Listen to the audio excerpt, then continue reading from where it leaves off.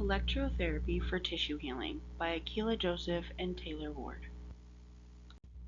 Let's begin by further explaining electrotherapy. So, what is electrotherapy? Electrotherapy is a medical treatment that uses electrical energy to stimulate nerves, muscles, or tissues for therapeutic purposes. It is commonly used in physical therapy and rehabilitation to reduce pain, promote tissue healing, strengthen weak muscles, improve blood circulation, decrease swelling and inflammation. Electrical stimulation is a biophysical modality that applies controlled electrical currents to injured tissues to promote and accelerate healing. For wound and burn management, e-stim is designed to mimic the body's endogenous electrical signals, which are disrupted after a tissue injury. Electrotherapy promotes cell migration, keratinocytes, fibroblasts, and macrophages to the wound site. It enhances tissue repair and regeneration processes. It improves blood flow and oxygenation at the injury site. It reduces inflammation, edema, and bacterial load. And when combined with standard wound care, e-stim can speed up wound closure. For our PICO, we chose to do in adults with soft tissue injuries, does the use of electrotherapy improve tissue healing outcomes? The outcomes included were healing time and injury size. For our PICO question, we intentionally kept the search broad to gain a comprehensive understanding of the various electrotherapy modalities and parameters used in soft tissue healing. This approach provided a foundation for identifying key trends and gaps in the evidence. Moving forward, future research with a more focused topic could allow for a more targeted and detailed analysis. Given electrotherapy's recognized value as an adjunct to physical therapy in wound management, we aimed to explore whether there is strong evidence supporting its effectiveness in promoting soft tissue healing and accelerating recovery time. Our first study talks about enhancing burn recovery.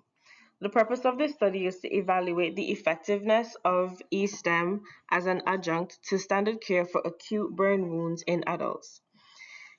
There were four randomized controlled trials with 143 participants. Various electrical stimulation modalities, wireless electroutical dressing, microcurrent stimulation, and direct anodal microcurrent. Injury types. So the majority of burns were thermal injuries, flame, scalds, flash, and contact. Other types included chemical, electrical, radiation, explosion, blast, and degloving injuries. Participants had acute burns treated within less than 10 days of injury. Primary outcomes. So time to wound closure. Two studies showed significant improvements, and then wound size reduction and re-epithelialization. So in the chart, there were four other studies, four different modalities. So for wireless electroutical dressing, the key outcome was there was no significant healing changes. With BioFlex eStim, there was no healing difference and edema was decreased. With continuous anodal microcurrent, the healing time also decreased to 36%. And for microcurrent eStim, the wound area decreased significantly and there was a shorter hospital stay.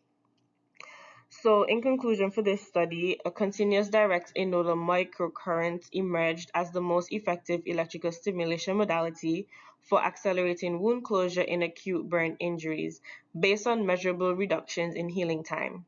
While other modalities demonstrated additional benefits such as decreased infection rates and reduced edema, they were comparatively less effective in expediting wound closure. Overall, ES significantly improved outcomes in acute burn wounds when compared to routine care alone. Studies reported faster re-epithelialization, reduced edema, and lower rates of infection and biofilm formation. These findings support ES as a safe, low-risk, and effective adjunct therapy for burn recovery. However, despite these promising results, clinical adoption of ES remains limited. This is primarily due to the lack of standardized protocols, variations in device types, treatment parameters, and inconsistent outcome measures across studies. To enable broader integration into routine burn care, there is a clear need for well-designed, large-scale randomized controlled trials using standardized electrical stim protocols. Such research is essential to establish clinical best practices and validate the widespread utility of electrical stimulation in optimizing burn wound healing. For the second study we looked at, it mainly looked at ulcers. The objective of this study was to review the effects of E-stim on cellular mechanisms of wound healing and its clinical effectiveness in managing acute and chronic wounds. Their method. They analyzed 30 studies covering a range of different types of E-stim. The wound types that they looked at were pressure ulcers, diabetic foot ulcers, vascular ulcers, and their outcome showed that the high voltage pulsed current was the most effective modality in the reviewed studies, offering superior healing outcomes, especially for pressure ulcers and diabetic foot ulcers, and should be prioritized for further clinical research and standardized use. In the table, it shows the different modalities, parameters, and their key outcomes. For the high voltage pulsed current, it improved perfusion and reduced wound size. For pulsed current, it showed higher weekly healing rate and better outcomes in some of the diabetic wounds. Alternating current showed moderate wound area reduction and some ulcers fully healed. Degenerate wave showed an increase in perfusion, epidermal thickness, and a decrease in inflammation. Direct current showed increase in fibroblast growth factors and enhanced cell migration. Low voltage pulse current showed significant bacterial reduction across common pathogens. The overall conclusion showed that among the modalities, HVPC showed particular promise. However, the overall evidence supports the efficacy of E-stim broadly across different current types. E-stim shows strong potential as an adjunct therapy for chronic wounds, consistently improving healing rates and reducing wound size in the random controlled trials. Its effects stem from enhanced cell migration, angiogenesis, inflammation control, and antimicrobial action. However, inconsistent protocols, patient variability, and outcome reporting limit widespread use. High quality standardized RCTs are needed to define optimal protocols, compare eSTIM types, assess long term outcomes, and guide patient selection for broader clinical adoption.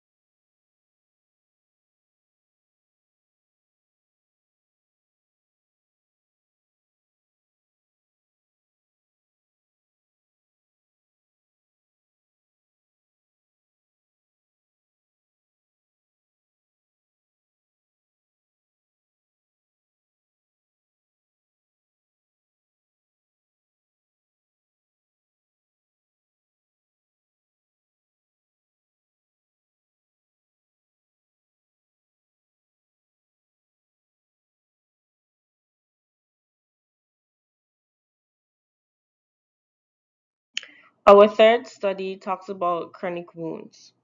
The objective of this study is to explore the biological and clinical evidence behind the use of electrical stimulation in treating acute and chronic wounds. The participants were the in vitro studies, animal studies, and human clinical trials. The wound types. So for acute, you have incision wounds and excision wounds. Chronic, you have diabetic foot ulcers, venous leg ulcers, pressure ulcers, ischemic wounds. Experimental, you have healthy volunteers with acute induced wounds. This article reported improvements in the wound closure, angiogenesis, collagen synthesis, and antimicrobial effects. Now we're going to look at the different modalities and the different outcomes. For direct current, It increased fibroblast, collagen, and wound closure. For alternative current, it reduced wound volume and enhanced perfusion. With pulse current, it enhanced angiogenesis, fibroblast activity, and collagen. With high voltage PC, it accelerated wound closure and reduced area and volume. With low voltage PC, a greater wound area reduction in diabetic patients. With short voltage PC, it increased VEGF, angiogenesis, and reduced pain. With TENS, it reduced cytokines and increased blood flow. In conclusion, for this study, short voltage pulse current emerged as the most effective modality for chronic wound healing, demonstrating consistent high impact results across chronic leg ulcers, venous ulcers, and diabetic foot ulcers. SVPC significantly accelerated wound closure, enhanced angiogenesis through increased VEGF expression, reduced pain, and promoted reepithelialization. Notably, its effectiveness was evident even with short treatment durations, and at least one clinical trial confirmed its benefits through treatment continued until complete healing. Compared to other modalities, SVPC delivered the most comprehensive and consistent healing outcomes. Overall, electrical stimulation therapy is a promising adjunct to standard wound care, showing benefits such as improved blood flow, collagen production, reepithelialization, and infection control. It enhances cellular activity and promotes healing, especially in chronic wounds. However, inconsistent treatment parameters, such as current type, dosage, and duration, limit standardization and broader clinical use. Emerging technologies like smart dressing and wearable sensors may enable real-time, phase-specific stimulation, advancing ESC toward more personalized and effective wound care.